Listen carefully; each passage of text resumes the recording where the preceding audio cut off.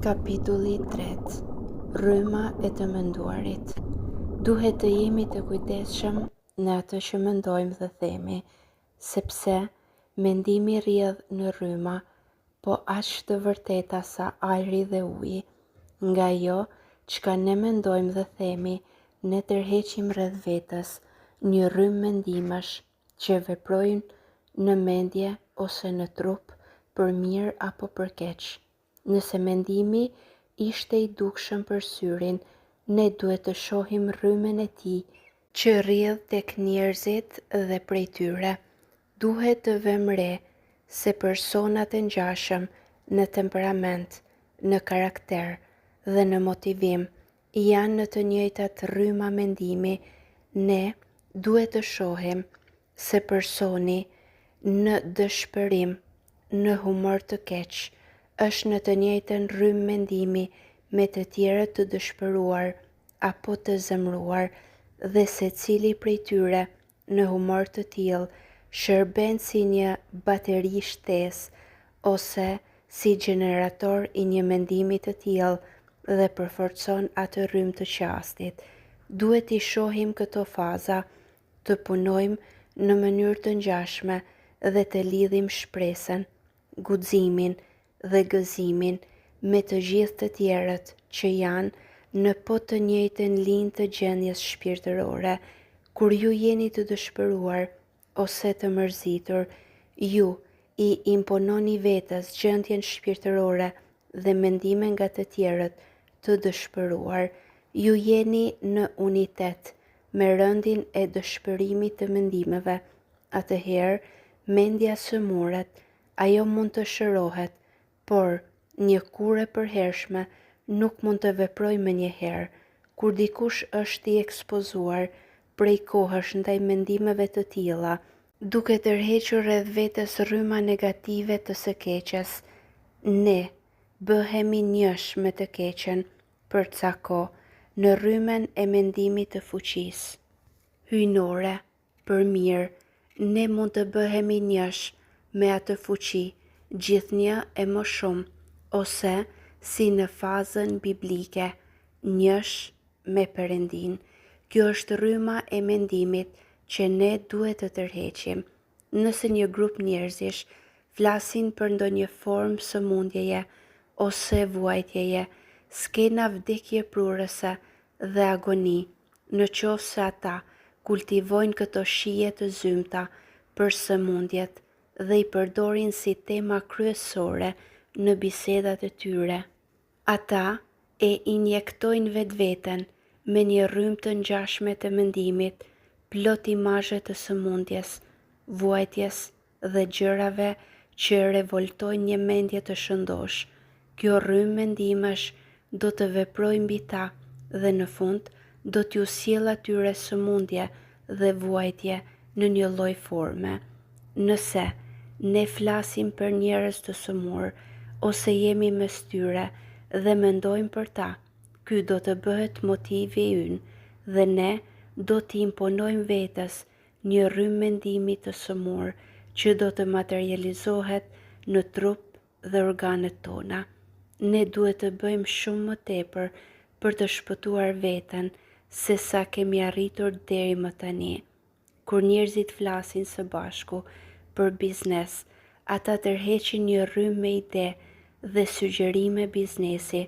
Sa më shumë që ata bien dakord, aq më shumë tërheqin rrymën e mendimeve dhe marrin ide dhe sugjerime për përmirësimin dhe zgjerimin e biznesit të tyre.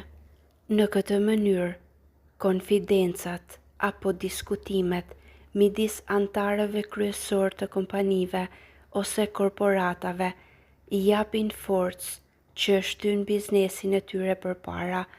Udhëtoni në klasin e biznesit, akomodohuni në hotel të klasit të parë dhe vishuni aq kushtueshëm sa t'ju mbaj kuleta juaj, pa shkuar në budallëk. Në këto gjëra ju gjeni mbështetje që krijon një rrymë fuqie dhe suksesi relativ. Nëse kuleta juaj nuk ju a përballon shpenzimet e tilla ose Nëse mendoni se nuk keni mundësi, ju filloni të mendoni për këtë.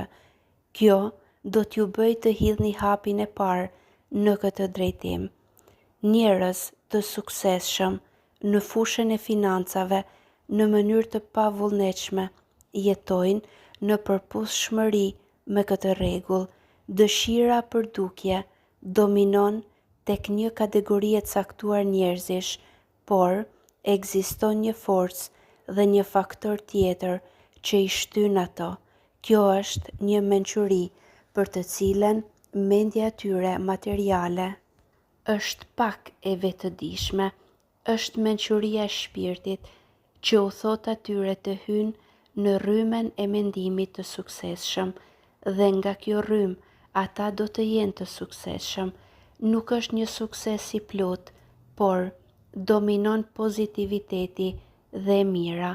Nëse mendjet tona janë të përqendruara te një produkt i lirë, strehim i lirë, ushqim i lirë dhe tarife lirë, nga ajo që gabimisht quhet ekonomi, ne do të kthehemi në sklever të friksuar të rrymës së mendimeve ndaj çdo malli të lirë. Pikpamjet tona për jetën dhe planet tona do të ndikohen dhe do të deformohen nga to. Kjo paralizon kurajon dhe ndërmarrjen e nënkuptuar në thënien e vjetër: nëse nuk ofron diçka, nuk fiton asgjë. Mbërthyer në këtë rrjet dhe duke lejuar atë të veprojë ndaj jush, do të ndiheni menjëherë kur ju të hyni në praninë e sukseseve dhe ata do të përpiqen t'ju shmangin. Ata e ndjejnë të ju mungesën e elementit që i sjell atyre sukses relativ. Kjo vepron si një pengesë, duke mos ju lejuar të tërhiqni simpatinë e tyre. Simpatia është faktori më i rëndësishëm në biznes, përkundrejt kundërshtisë dhe konkurrencës. Një rrjedhje e tillë mendimi për simpatinë i lidh me mendime të frikës dhe dështimin. Rrjedhja e mendimit të frikës dhe dështimit dhe rrjedhja e mendimit të garës, guximit dhe suksesit nuk do të shoqërohen, as nuk do të sjellë së bashku individ që janë në këto rrjedha përkatëse të mendimit. Ata kundërvihen dhe midis dy klasave të mendjes ndërtohet një pengesë më e pandërtueshme se murët prej guri. Jetoni plotësisht në çdo lloj ideje, çdo lloj reforme dhe ju hyni brenda rrjedhjes se të gjitha mendjet të tjera që e mbartin atë ide në ekstrem. Nuk ka asnjë reformë veç asaj që mundet të shtyhet prej shumë larg. Dëmi i një ekstremi të tillë bie mbi personin që arsyeton të gjitha të njëjtat në një drejtim. Kjo bën fanatik, të fiksuar apo lunatik, qoftë që ideja të përfshirë art apo studim, shkencë, reformë apo lëvizje. Kjo lidh ekstremitetin e të gjithë popujve në një mënyrë të tillë. Dhe në një mendje, pa marrë parasysh çfarë specialiteti kanë, njerëz të tillë shpesh përfundojnë duke u bërë armiq të betuar me të gjithë ata që ndryshojnë nga ta dhe në një mënyrë që harxojnë të gjithë forcën e tyre duke u bërë copë e therrime. Ana e sigurt e tyre qëndron në thirrjen e përditshme për rrjedhjen e mendimeve të mençurisë nga mendja e pafundme. Kur kësaj mençurie i bie më tepër thirrja, reformat dhe organizimet tona për të mirën e të gjithëve, nuk do të përfundojnë në grindje të brendshme sa do të nisë organizimi, sikurse është shpend deri tek rryma e mendimit të urrëties dhe kundërshtisë ndaj shtypësit dhe monopolistit. Është e pranuar që në gjenezë kjo forcë shkakton grindje dhe përçarje midis antarëve. Është forca që përdoret për të shkatëruar në vend që të ndërtojë.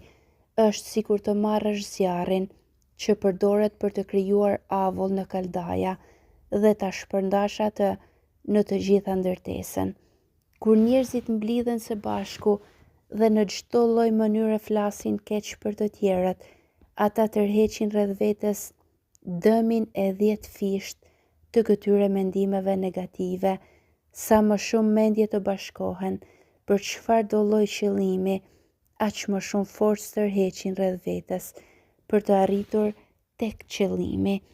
Rryma e mendimit e tërhequr në këtë mënyrë nga këta ankues kronik dhe llafazan skandaloz do të dëmtoj trupin e tyre, sepse çdo gjë që mendohet materializohet po ashtu në trup. Nëse ne gjithmonë mendojmë dhe flasim për përsosmërinë e njerëzve, ne tërheqim drejt vetes këtë rrymë mendimi dhe përfshihemi kështu vetë në më shumë për përsosmëri. Në librin e mëparshëm kemi thënë se diskutimi krijon forcën dhe sa më shumë të flasim me simpati, po aq e madhe është dhe fuqia gjenerimit të rrymës së mendimit që na tërheq në të mirë apo në të keq.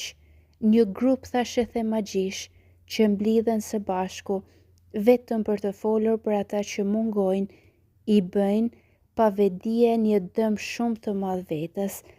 Thashë themet janë interesante, krijohet një ngazëllim skandaloz kur merret në përgoj gabimet e fqinjut, mikut ose armikut, pothuajse i barabartë me atë të prodhuar nga shampanja. Por në fund, ne i paguajmë shtrejt këto kënaqësi nëse dy njerëz do të takoheshin në intervale të rregullta kohore dhe do të flisnin për shëndetin e forcën e trupit dhe të mendjes në të njëjtën kohë, që do të hapnin mendjen e tyre për të marrë nga hyjnorja idenë më të mirë mbi mënyrat dhe mjetet për sigurimin e këtyre të mirave. Ata do të tërhiqnin rreth vetes rrymën e mendimit të një ideje të tillë, nëse ata të dy ose më shumë njerëz i fokusohen bisedave mbi këto subjekte në një kohë dhe në një vend të rregullt dhe gjejnë kënaqësi në të tilla takime të paforcuara, nëse do t'i vazhdonin pa krijuar asnjë mosmarrveshje me njëri tjetrin dhe do të hynin në biseda pa ndonjë parapërgatitje të qëllimshme, duke mos krijuar asnjë hije dyshimi ndaj njëri tjetrit. Ata do të habiteshin në fund të vitit për rezultatet e tyre të dobishme në mendjen dhe në trupin e tyre. Në këtë mënyrë, duke u bërë bashk në kërkesën e heshtër ndaj hyjnores për të marrë ide më të mira, ata do të tërhiqin rreth vetes forcat jetëdhënëse. Le të fillojmë me 2 persona dhe jo më shumë. As 2 persona në marrëveshje për të sjellë rezultatet e dëshiruara nuk janë të lehtë për të gjetur. Dëshira për takime të tilla duhet të jetë spontane dhe çdo motiv tjetër do të përjashtojë rrymet më të larta të mendimit për të mirën. Takimet të shoqërisë sipas modës së vjetër ose takimet në kamping përmes kombinimeve të veprimeve dhe dëshirave të disa mendjeve sjell një rrymë mendimi që shkakton në atë qast shumë kënaqësi dhe entuziazëm. Ai i solli vetvetes me forcën e një dëshire të bashkuar, një rrymë dhe një element mendimi që stimuloi mendjen e tij. Dëshira e tij e vetme ishte të kalonte në dehje mendore, sa më shumë që mendja të punoj në të njëjtën rrjedhë, aq më shpejt vjen rezultati i dëshiruar. Oratori i vërtet, në pikpamjen e tij, tërheq drejt vetes një rrymë mendimi që kur përbërja e tij i dërgohet sërish audiencës i entuziazmuar, edhe ata i entuziazmon. Kështu bën edhe një aktor apo një aktore e frymëzuar. Ata i sjellin fillimisht vetvetes një element më të fuqishëm të mendimit dhe përmes tyre kjo rrymë dëpërton në audiencë më pas. Nëse jetoni në marrëveshje me gabimet tuaja, ju do të thithni si rezultat i të njëjtave ligje shumë më tepër rryma të mendimit dhe kështu të rrisni gabimet. Mjafton që t'ja njihni vetës tuaj ato gabime. Mos i thoni vetës, unë jam i dobët, ose frigacak, ose i keq, apo i pakujdesshëm. Më mirë tërhiqni veten në rrymen e mendimit të forcës, guximit, madje edhe durimit, kujdesit dhe të gjitha cilësive të tjera të mira. Mbaje në mend imazhin e këtyre cilësive dhe kështu ju i bëni ato pjesë të vetës tuaj. Ndonjëherë keni qenë të shqetësuar, të zhytur në mendime dhe madje të mërzitur për ditë më radhë për rrobat që dëshironi të blinit, për prerje, ngjyra dhe modën e një fustani, për zgjedhjen e një mbulese ose krevati, derisa ju të mos kishit asgjë në mendje përveç rrobave, kapeleve, mbulesave, veshjeve, krevateve apo disa detajeve të tjera të jetës. Mbase, ju nuk keni qenë në gjendje të mendoni për atë që duhet të blini dhe të mos mundoni të vendosni për asgjë.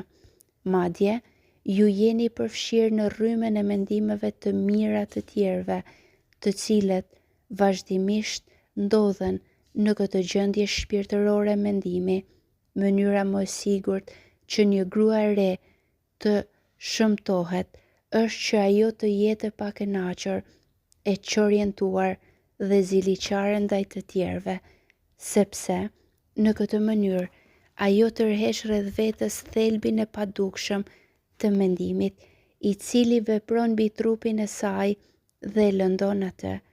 Ajo shkatron pamjen e saj të jashtme, shton vija dhe rrudha në fytyrën e mpret, hunden dhe transformohet në një kohë shumë të shkurtër fytyrën e rinisë në atë të një shtrige. Nuk po moralizoj këtu, duke thënë nuk duhet të bëni kështu apo ashtu. Është thjesht shkak dhe pasojë. Vendosni fytyrën tuaj në zjarr dhe ajo do të dëmtohet dhe do të shpërfytyrohet për shkak të një elementi që vepron mbi të.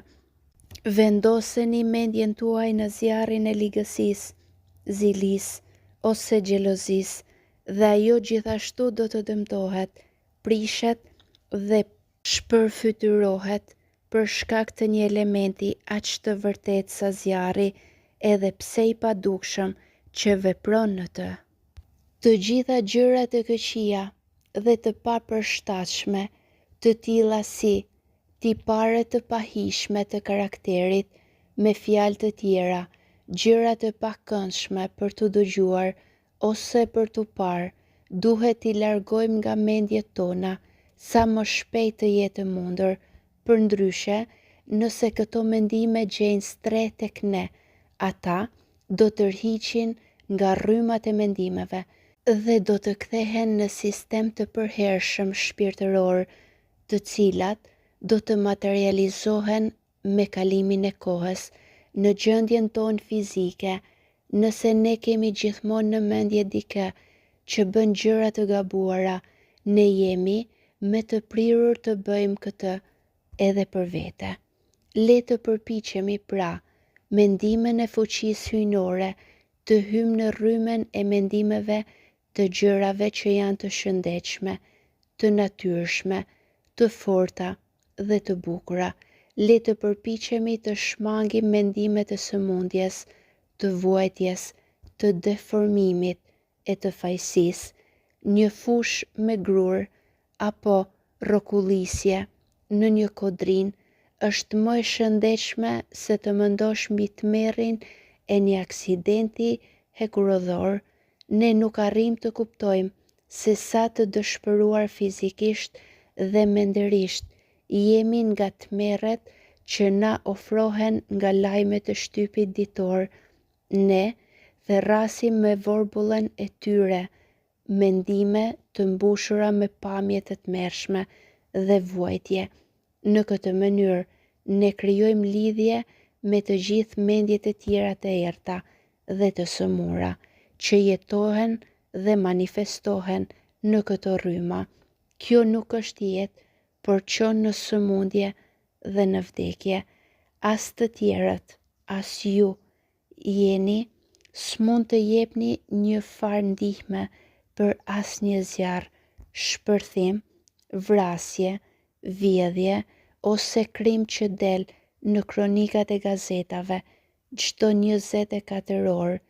Nëse lexojmë broçkulla të shkruara nga mendja cinike, të cilat janë aq të deformuara sa arrin të shohin vetëm gabimet tek të tjerët dhe nuk shohin asgjë të mirë në askënd, ne marrim vetëm rrymën e tyre të sëmurë të mendimeve dhe bëhemi njësh me to.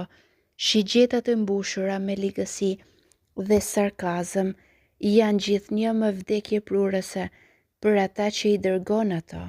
Me fjalë të tjera, njeriu që gjithmonë i therret dhe i kultivon këto rryma mendimi, fton trazira, sëmundje dhe fatkesi që me siguri do t'i vinë atij, dhe kur ne marrim shumë në mendjen e tij, ne përfitojmë rezultatet e njëjta.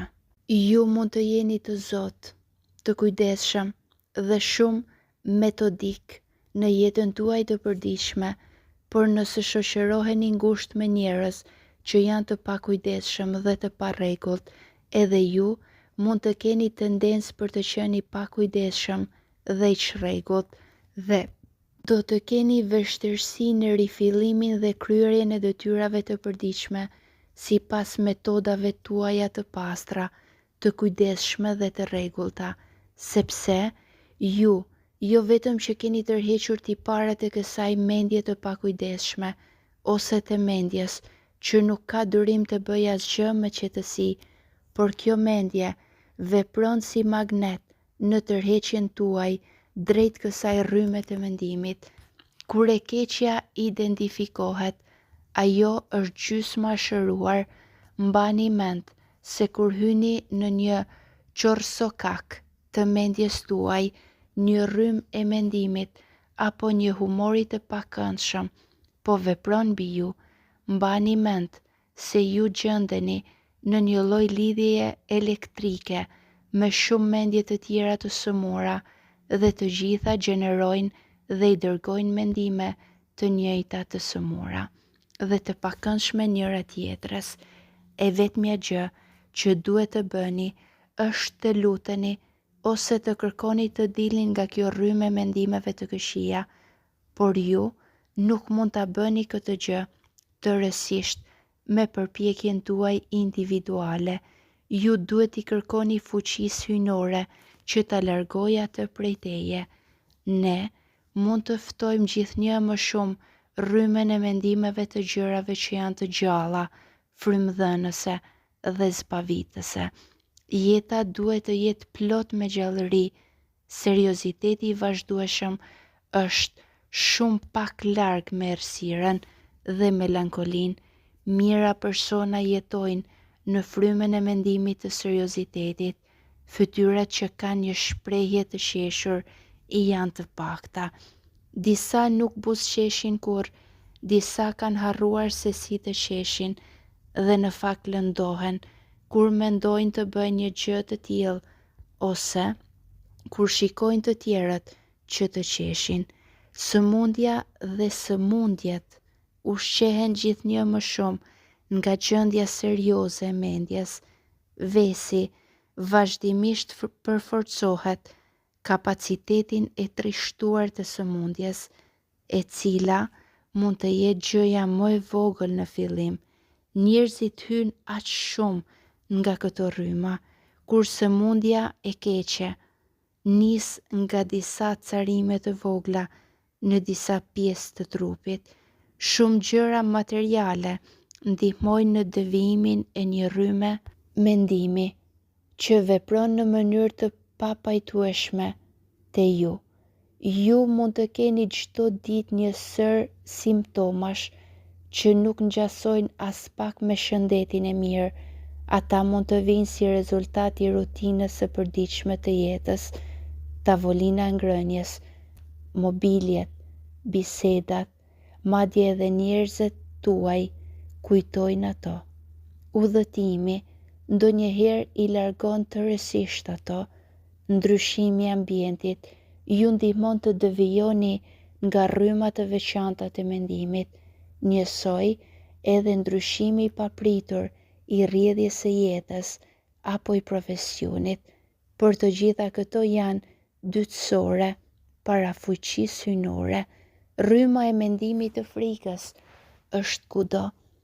Gjithë njerëzimi ka frikë nga diçka. Sëmundja, vdekja, humbja e fatit, humbja e miqve, apo humbja diçkaje. Gjithkush ka frikë. Frika shtrihet në detaje më të parëndësishme të jetës.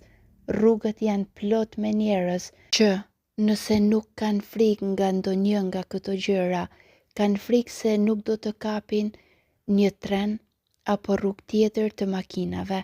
Sa më të ndjeshëm që ju të jeni nga personi i mendimit, aq më shumë keni mundësi që të prekeni nga këto rryma mendimi të frikës, derisa shpirti juaj të krijojë një kërkesë të vazhdueshme nga fuqia hyjnore, një armaturë të mendimit pozitiv ndaj kësaj rryme dhe t'i mbyll rrugët atij mendimi negativ.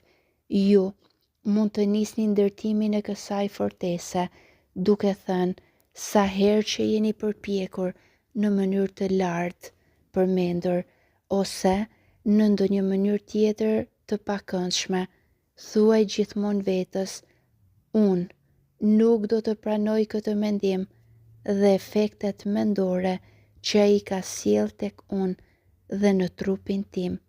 Kështu, ju filloni të largoheni nga këto rryma të së keqes. Gjithkush ka disa frika të veçanta, nga disa sëmundje që nuk i ka pasur kurrë, por gjithnjë ekziston frika nga diçka që nuk friksohet ta humbasësh. Disa gjëra të vogla, madje dhe një fjalë apo një fjali e thënë nga dikush tjetër, sjell këto lloj të veçantë frike në mendje.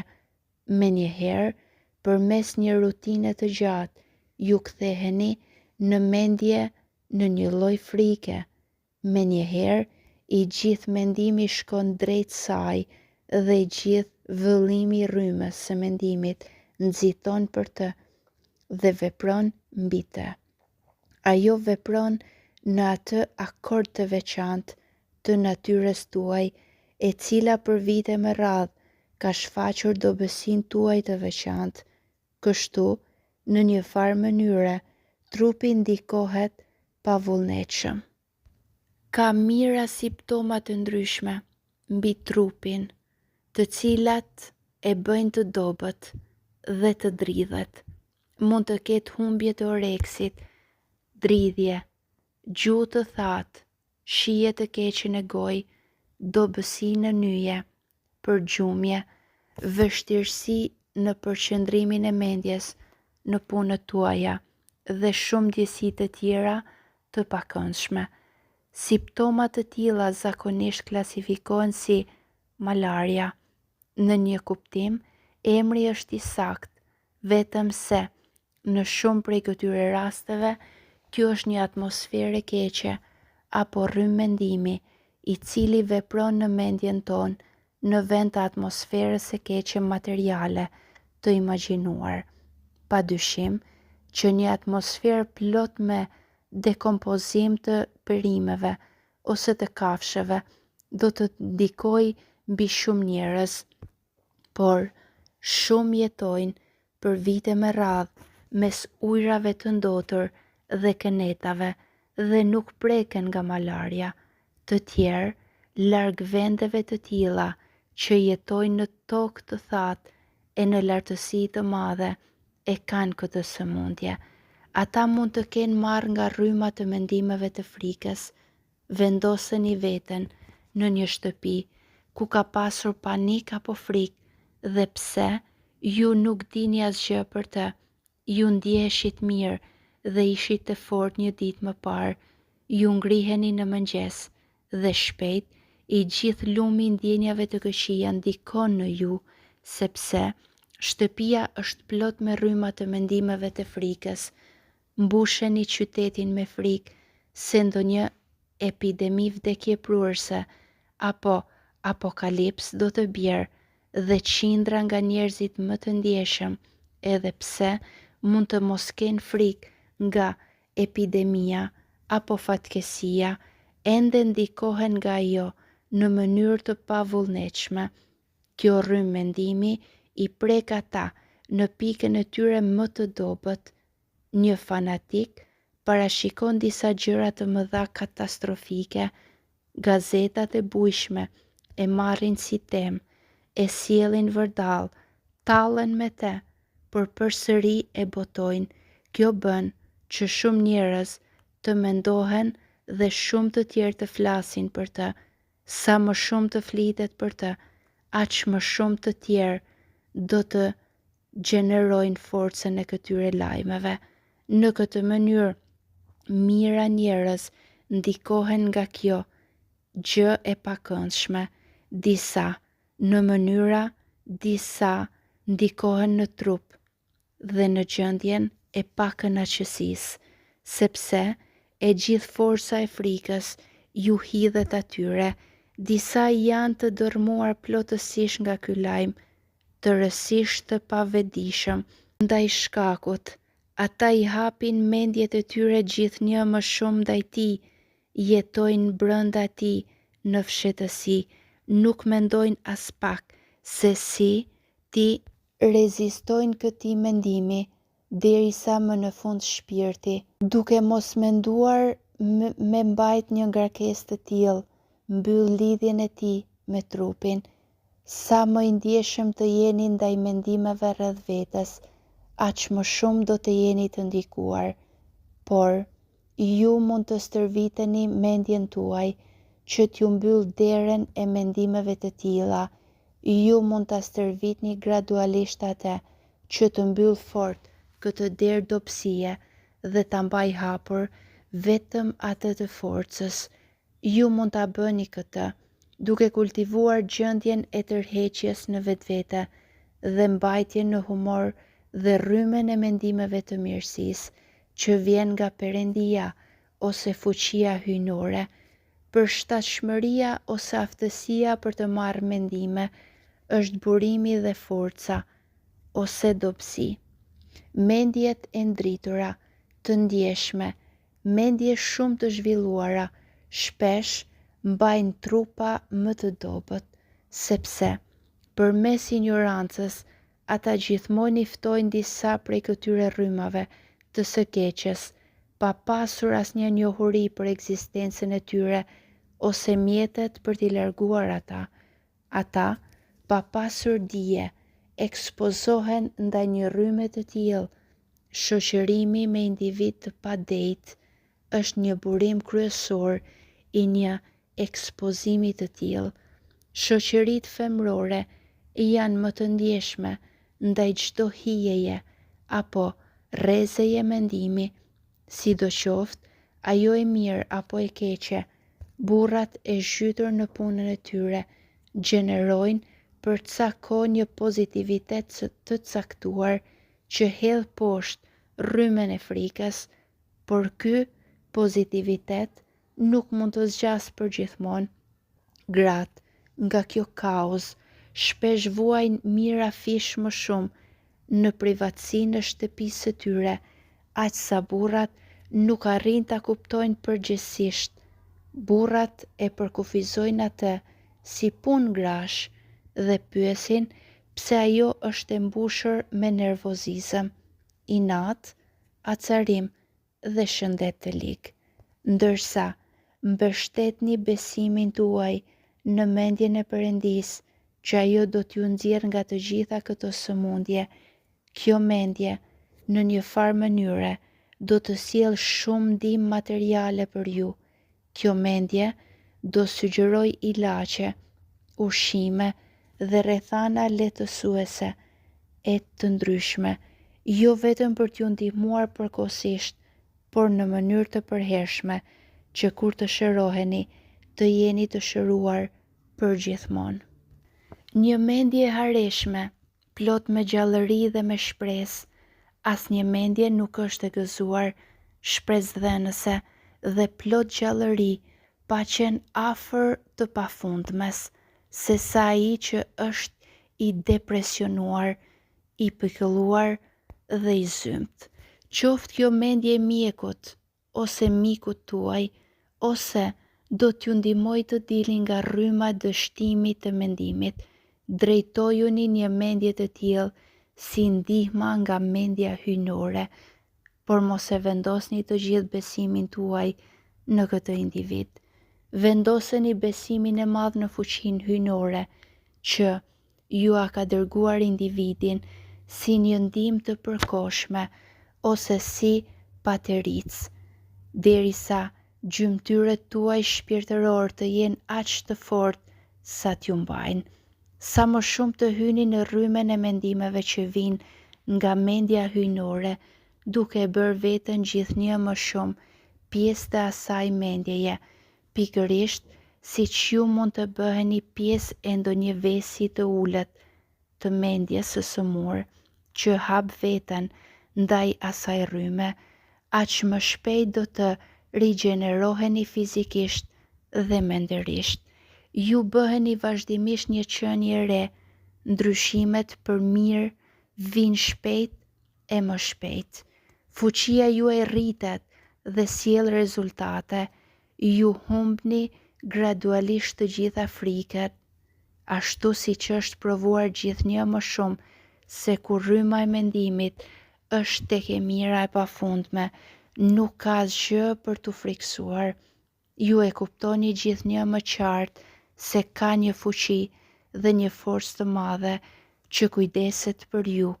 Ju jeni të bindur për faktin se kur mendja juaj vendos të drejtohet në drejtimin e duhur, të gjitha gjërat materiale vijnë te ju më shumë dhe me pak përpjekje fizike ose shumë pak ndihmë të huaj, ju do të shihni në këtë kërkesë për të mirën më të lartë, se po arrini një pushtet më të madh se sa e keni ndërruar ndonjëherë. Do të agoj jeta e vërtet e paracaktuar për t'ju zgjuar dhe ardhmja do të jetë një ëndër verbuese, një realitet i përhershëm që është lumturi për ekzistencën, një qetësi dhe një kënaqësi pa limit, një kalim nga një kënaqësi në një tjetër. Ju do të shihni teksa hyni gjithnjë më shumë në rrymen e mendjes hyjnore që nuk kërkon asnjë sforcim nga ju, por kur ju i përkushtoheni besimit tek kjo rrymë, të gjitha gjërat e dobishme do të vinë tek ju. Kur i ofroheni rrymës së duhur të mendimit, ju mund të përjetoni një kohë të gjallë dhe më shumë se kurrë pa shqetësime mendore dhe fizike. Kjo ndodh pasi elementi i ri që vepron mbi ju bën më të ndjeshëm ndaj pranisë së keqes. E reja lufton të vjetrën, rryma e re e mendimit zbulon çdo gabim të vogël në mendjen tuaj, që nuk është vënë re më parë dhe zbrasate. Kjo shkakton një lloj lufte dhe mendja e trupi preken pa dashje nga ajo. Është si pastrimi i shtëpisë, një proces i cili përfshin një sasi të konsiderueshme pluhuri dhe rrëmuje. Fryma e re që ju thërrisni rreth vetvetes, po pastron shtëpinë tuaj shpirtërore. Nuk ka asnjë kufizim ndaj fuqisë së rrymës së mendimit që ju mund të tërhiqni ndaj vetes dhe as ndaj gjërave që ajo mund të bëjë me individin. Në të ardhmen, ca njerëz do të tërheqin aq shumë nga cilësitë më të mira të mendimit sa nëpërmjet tyre do të arrijnë atë që disa do ta quajnë mrekulli në këtë aftësi të mendjes njerëzore për të nxjerrë një rrymë mendimi që tenton të shkojë gjithnjë drejt pastërtisë, cilësisë dhe fuqisë. Këtu qëndron sekreti i asaj që është quajtur magji. Kapitulli 4. Një mënyrë për të kultivuar guximin. Guximi dhe prania e mendjes duan të thojnë të njëjtën gjë. Prania e mendjes nënkupton komandën e mendjes. Frika dhe mungesa e kontrollit mendor kanë të bëjnë me të njëjtën gjë. Frika është e rrënjosur guximthi, nga zakoni i ngutjes ose i mungesës së qetësisë. Të gjitha gradat e suksesit janë të bazuara në guximin mendor ose fizik. Të gjitha shkallët e dështimit bazohen në guximin mendor ose fizik. Ju mund t'i kultivoni guximin dhe ta shtoni atë në çdo orë dhe minutë të ditës. Ju mund ta ndjeni kënaqësinë në dieninë se në gjithçka që bëni ju merrni dy gjëra, të bërit e asaj në të vërtetë dhe mënyrën e bërjes së saj, duke i shtuar vetes tuaj përjetësisht një tjetër pjesës të cilësisë së guximit. Ju mund të bëni këtë duke kultivuar kujdesin e ligjërimit, ecjes, shkrimit, ngrënies së kujdesit në çdo gjë. Ka gjithmonë pak frikë aty ku ka pak nxitim. Kur nguteni të kapni trenin, friksoheni se mos e humbisni atë. Bashkë me këtë vjen dhe frika ndaj pasioneve që zgjedhni nga kjo humbje. Kur nxitoni për të shkuar në një aktivitet apo në një takim, ju keni frikë nga pasojat që ndodhin, po t'i humbisni këto takime. Ky zakon i mendimit mundet nëpërmjet një trajnimi të pavetdijshëm të rritet deri në atë masë sa të ndikojë në mendjen e një personi në çdo kohë dhe vend dhe të sjellë frikë nga humbjet e çdo lloji, kur nuk ka absolutisht asnjë humbje që nuk mund të kontrollohet. Për shembull, një person nxiton të kapë një makinë në rrugë dhe vepron e ndjehet sikur ka një humbje të madhe, e cila do të ndodhë nëse nuk merr pikërisht atë makinë, kur mund të ketë një tjetër shumë afër pranë ose më së shumti, do të presë 2 apo 3 minuta. Megjithatë, frika e pritjes së atyre 3 minutave rritet në mendjen e personit që pret nëpër masë mjaft të madhe. Një gjendje e tillë nxitimi mund të karakterizojë të ecurit, të ushqyerit, shkrimin, pra me pak fjalë çdo gjë që bën një individ do të bëjë gjithnjë e më të vështirë të vrapuarit me ftohtësi dhe qetësi të një personi të tillë. Cilësia e mendjes apo emocioneve që ndodhen në këtë gjendje të ngutshme mendore dhe veprimi si pasojë e saj është frika. Frika nuk është gjë tjetër veç se një emërtim ndryshe për mungesën e forcës për të kontrolluar mendjen ose me fjalë të tjera për të kontrolluar llojin e mendimit që mendojmë ose nxjerrim. Kjo lloj stërvitje mendore e pavetdijshme, që është shumë e zakonshme, lind nga gjendja e përhershme e mendjes, e cila gjithnjë e më shumë i nënshtrohet panikut të madh atë vogël që çon në zhgënim të menjëanshëm.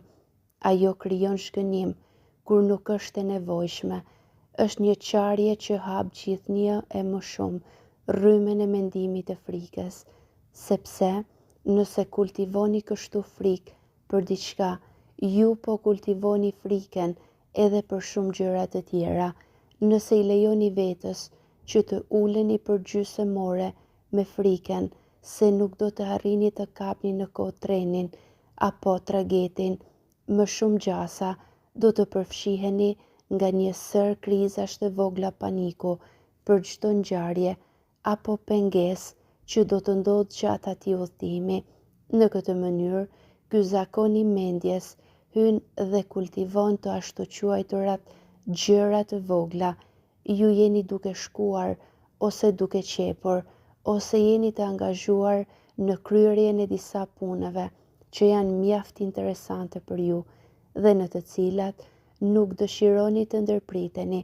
Nëse jeni duke qepur, ju zgjasni dorën të merrni gërshërët, të cilat kanë rënë në dysheme, ju e bëni këtë në një moment të padurueshëm dhe në një veprim të vullnetshëm e të mpirë. Mendja juaj, siç thotë dhe shprehja, është në punën tuaj. Ju nuk do të shkëputeni mendjen nga puna gjatë kohës që zgjatni dorën për të marrë gërshërën. Ju përpiqeni të vazhdoni punën tuaj dhe të arrini gërshërët në të njëjtën kohë. Ju bëni lëvizjen e muskujve dhe veprimin e trupit pa dëshirë dhe me bezdi, sepse nuk e keni forcën që ju duhet. Kur, në mënyrë të pandërgjegjshme, refuzoni ta bëni këtë, çdo veprim do të bëhet i bezdisshëm, sepse nuk ka forcë të mjaftueshme për ta bërë veprimin më të lehtë. Është një përpjekje për të bërë atë me një trup të dobët. Ju keni fuqinë të jepni forcë çdo muskulit tuaj dhe kështu veprimi do të jetë më i lehtë dhe më i këndshëm. Ky kapacitet për të shtuar fuqinë në çdo pjesë të trupit do të rritet vetëm nëpërmjet kultivimit të këtij çlirimi që mund të jetë i shpejtë sa mendimi, sa më shumë që mendja të jetë e stërvitur në atë drejtim. Nëse merrni një gjilpër ose lidhni këpucët me nxitim, ju e bëni këtë jo vetëm se ky veprim është i bezdisshëm për ju, por sepse keni frikë se mund t'ju privoj momentalisht nga ndonjë kënaqësi e momentit. Dhe kështu, ju e hapni sërish mendjen tuaj ndaj rrymës së mendimit të frikës nga humbja e diçkaje. Kultivimi i guximit fillon në kultivimin e çlirimit nga të ashtuquajturat gjëra të vogla. Çlirimi dhe guximi janë po aq ngushtë të lidhura me njëra tjetrën, sa dhe frika me ngutjen. Nëse nuk mësojmë të zotërojmë forcën tonë siç duhet, edhe me kryerjen e punëve më të vogla, do të kemi shumë të vështirë të mësojmë të kryejmë detyra më të vështira.